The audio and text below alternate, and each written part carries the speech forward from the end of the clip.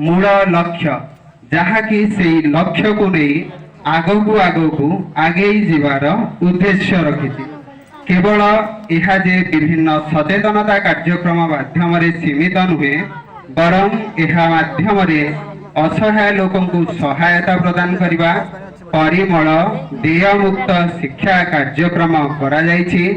आगामी दिन में उन्नयनमूलक कार्यक्रम आपण मानक सहायतार सहयोग आगकू आगे नवा यह ही आमे आशा करी आजिर एई प्रोग्राम रो आयोजन करिछु। एही चिंताधारा प्रथमे सान भाई पप्पू तांको विषय कहिथिले तांको मनकु 2018 मसिया नवेम्बर मास 16 तारीख रे आसीथिला जहार स्वरूप से फेसबुक रे गोटे ग्रुप लोकलोचन को आनीथिले जहार नाम थिला प्रेरणा फाउंडेशन सेठारु आविर्भाव बा जन्म नेला आमर एई संस्थार एहार सदस्य माने धीरे धीरे फेसबुक माध्यम रे जोड़ा गले तथा यार उद्देश्य पूरण करने पाई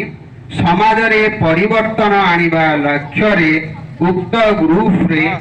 संख्या सदस्य मानकर संख्या धीरे धीरे बढ़िबा को